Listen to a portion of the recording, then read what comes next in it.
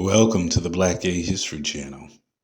Please share this video and subscribe to this channel for more captivating content. Now, many historians in the comments have asked me to address a popular queer-coded relationship in the Bible between David, the young shepherd who would slay the giant and become king of Israel, and Jonathan, the young man who was once prince of Israel. Now, I thought about doing this topic, and Christmas time is the perfect time, since Jewish people celebrate Hanukkah and Christians celebrate the Nativity, or the birth of Christ, during this month. A discussion about gay relationships in the Bible is in order this season.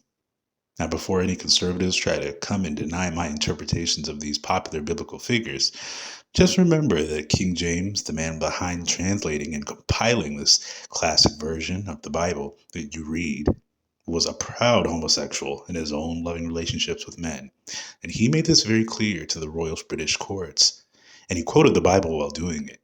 But in this case, many people have interpreted the passionate friendship between David and Jonathan as more than just a friendship, because the passion of the relationship is literally written about in the Old Testament several times. Now, for those who don't know, I was raised in the Christian church and was considered a youth leader who led church events back in my day. So the relationship between David and Jonathan caught my attention because I'd experienced those relationships myself. If you were raised in the church, David will stand out as a biblical figure who is lauded as a hero, from being a teenager who slayed a giant to becoming king of a country and leading the Israelites into wars and winning.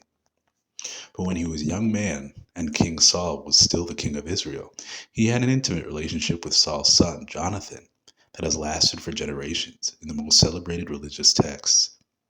But what makes this even more complicated is that you can even read into the relationship between David and King Saul, because it seems even Saul was obsessed with David as well. In the book of Samuel's, David uses his slingshot to defeat Goliath, the mighty warrior of the opposing Philistine army, who was said to be a literal giant. Goliath was renowned for killing men and terrifying the Israelite army.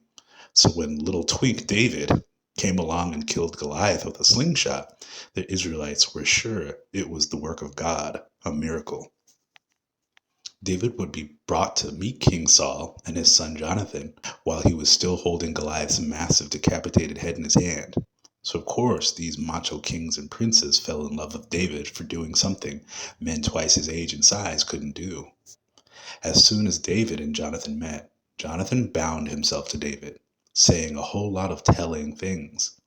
In 1 Samuel 18 and 20, it says, "Now it came about, when he had finished speaking to Saul, that the soul of Jonathan was knit to the soul of David, and Jonathan loved him as himself. Saul took him that day and did not let him return to his father's house. Then Jonathan made a covenant with David because he loved him as himself.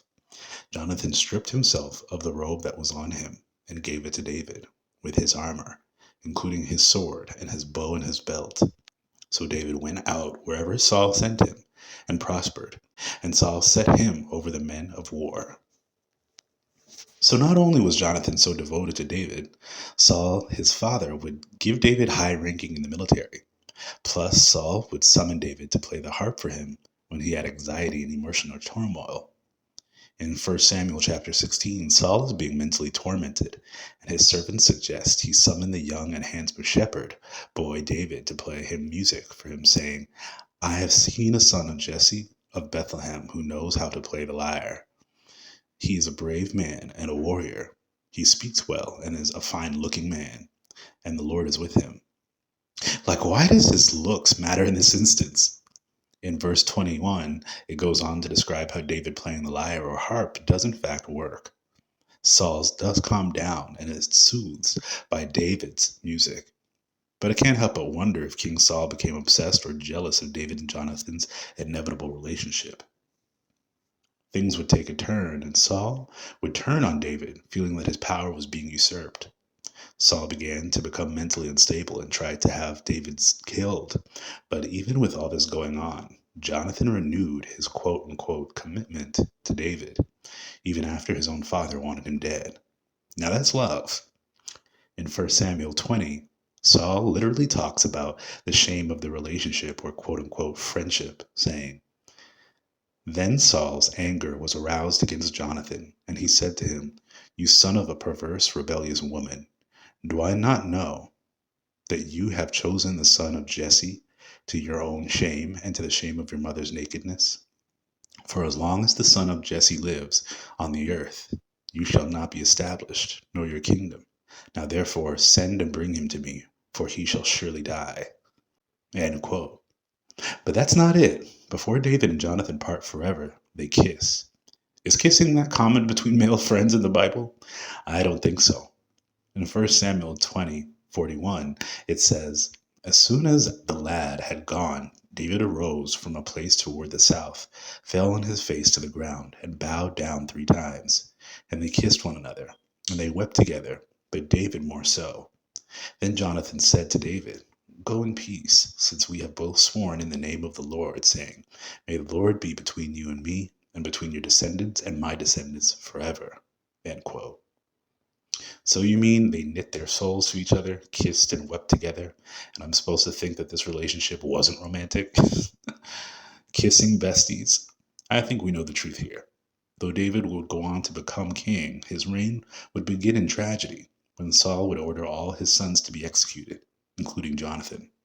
And eventually, Saul would take his own life as well, making the way for David to become king. David would mourn Jonathan, making it clear to the extent of his love for him. In 2 Samuel chapter 1, verse 26, he says, "I am distressed for thee, my brother Jonathan. Very pleasant hast thou been unto me. Your love to me was wonderful, passing the love of women." End quote. Passing the love of a woman, you say, David? And you still want me to believe this was just a friendship? In the end, these are, after all, just stories, and we weren't there. But to think that gay people weren't in the Bible is choosing to see what is clearly written in the text. And it looks like Jonathan and David's love has lasted for all these years.